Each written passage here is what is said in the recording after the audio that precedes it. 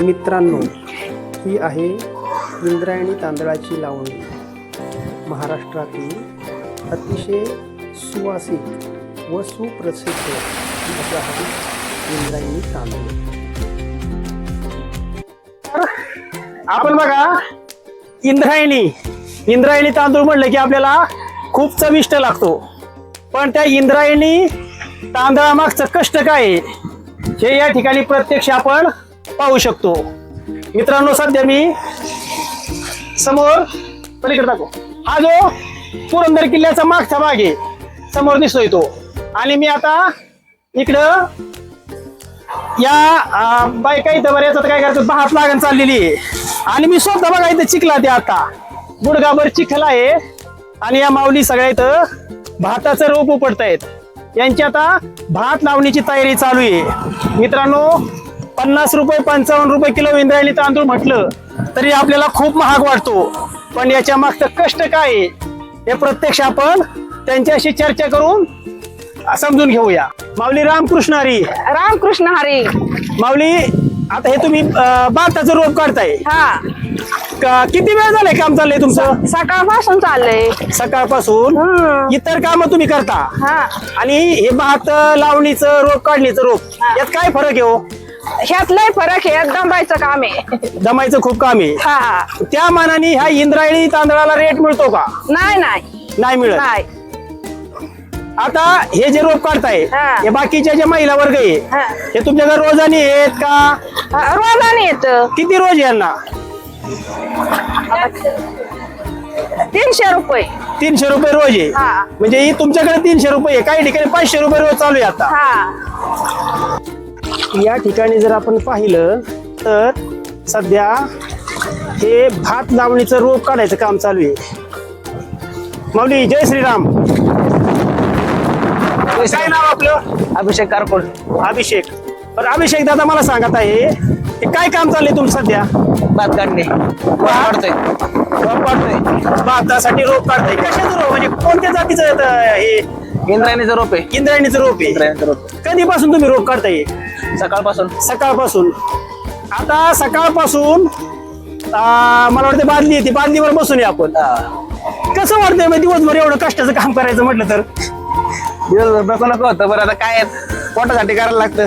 पोटासाठी. आता एवढं आपण सर्व कष्ट करताय, त्या मानाने इंद्रायणीला योग्य दर मिळतो का?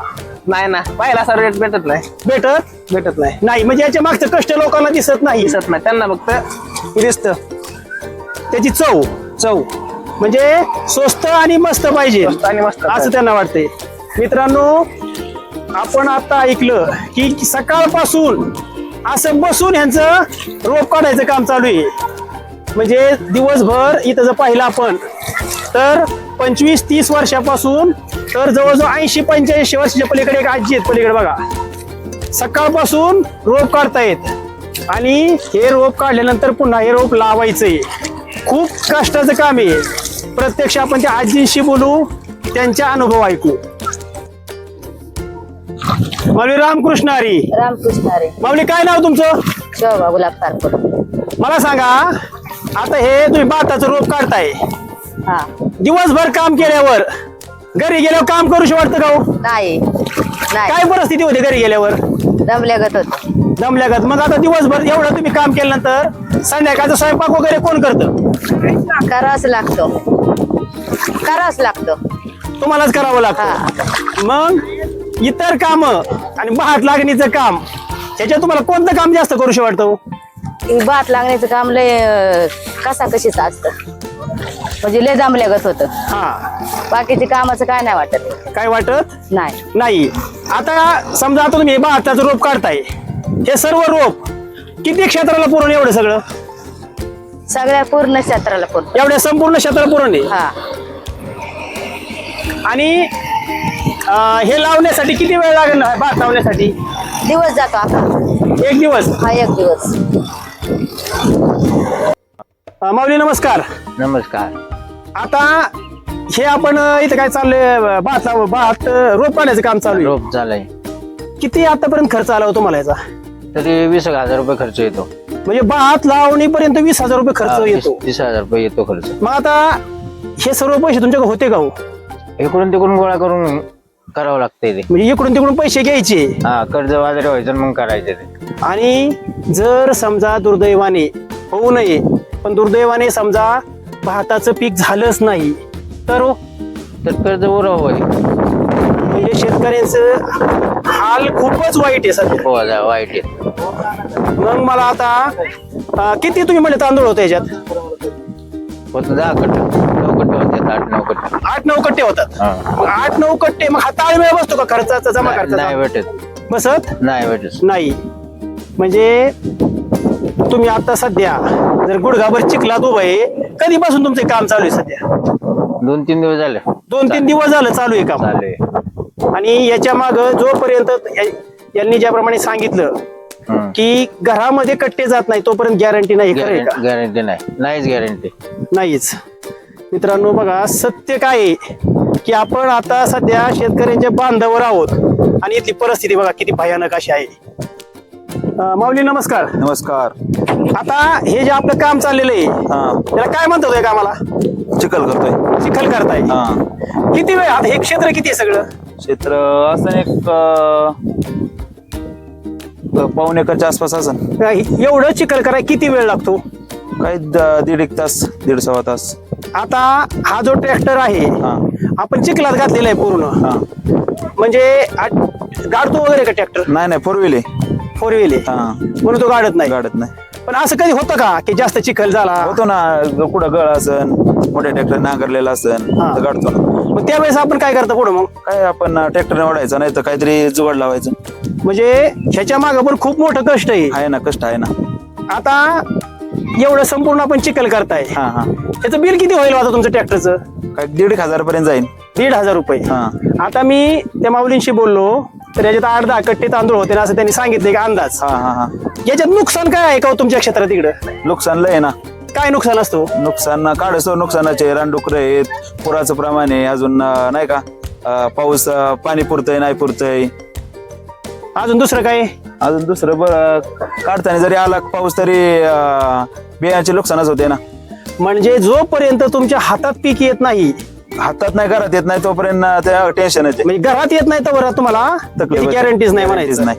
म्हणजे तुम्ही जे ह्याच्यामध्ये पैसे गुंतवलेले आहेत हा, हे सुद्धा निघतील का ना ह्याची गॅरंटी? नाही नाही, जोगारागत खेळ झालाय शेतकऱ्यांचं. पण म्हणजे शेतकऱ्यांचं जीवन हे कसं आहे? जोगारागाच्या खेळागत झाले. आलं तर नाही तर गेलं तर गेलं. गेलं. मग शेतकऱ्यांच्या हाल अपेक्षा खरंच खूपच भयानक आहे. नाही केलं. शेवटचा प्रश्न तुम्हाला विचारतो. बोला की. कधी तुमचा ट्रॅक्टर वगैरे असा चिखलात वगैरे अडकला का गाळात वगैरे? भरपूर वेळ अडकलेला आहे.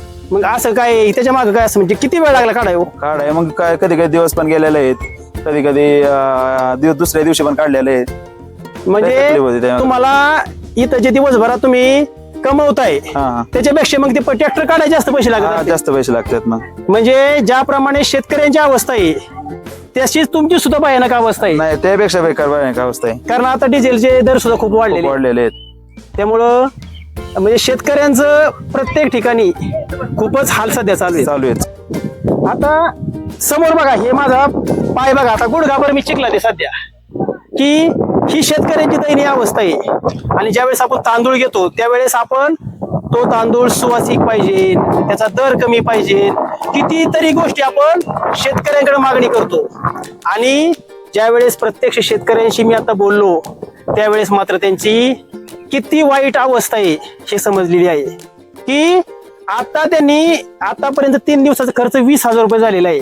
इथून पुढे अजून किती खर्च होईल हे पण सांगता येत नाहीये. तर सर्वच लोकांना माझी विनंती, ज्यांना इंद्रायणी किंवा शेतकऱ्यांची कुठलीही वस्तू घ्यायची, शेतकऱ्यांच्या वस्तूला योग्य न्याय द्या, योग्य दर द्या. आणि त्यांच्या खिशात जर 4 रुपये खेळले तरच आपला देश 100% प्रगतीपथावर जाणार आहे. या ठिकाणी बघा, आता मी तुम्हाला दाखवतोय, हे संपूर्ण खासर आहे. आता उद्या दिवसभर या ठिकाणी काय करायचं, यांना भात लावणी करायची संपूर्ण दिवसभर. आणि सध्या सकाळपासून हे भाताचं रोप काढतायत. म्हणजे यांचं याच्या मागचं कष्ट प्रत्येकाने जाणं ही सर्वांना आमच्या भटकंती चॅनल तर्फे नम्र विनंती आहे. तुम्ही दोघं इथं का बसलाय आता? शाळा सुटली त्यामुळे इथं सगळी घरची आहेत त्यामुळे. घरची सगळी इथं आहेत आणि म्हणून तुम्ही इथं येऊन बसलाय. हो. मग आता घरच्यांचं उरकस्तवर तुम्ही घरी जायचं, नाही. इथंच बसून राहायचं. हा. मग आता उद्या भात लावायची तुमचा, बरोबर ना? हो मग तू भात लावाय मदत करणार का? हो काय काय करणार तू? भात लावणार अजून आणि त्याला काय म्हणतात? ट्रॅक्टर नाही नाही, हे समोर दिसते खेळा. हे काय पिंडी का? काय हे काय? भात भात. ते तू भात लावतो ना तू? हो पेंड्या वगैरे देतो का सगळ्या महिला? या ठिकाणी जर आपण पाहिलं तर अनेक महिला भगिनी भात लागण करत आहेत आणि हे काम आहे हे दिवसभर वाकून काम करावं लागतं.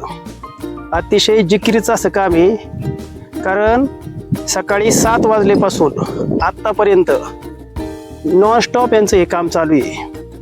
पहा आपण की एका ओळीमध्ये अतिशय शिस्तबद्ध पद्धतीने भात लागण चालू आहे. पहा हातामध्ये ते भाताची एक मूठ आहे आणि एकदम फास्टमध्ये ते भात लावायचं या ठिकाणी चालू आहे.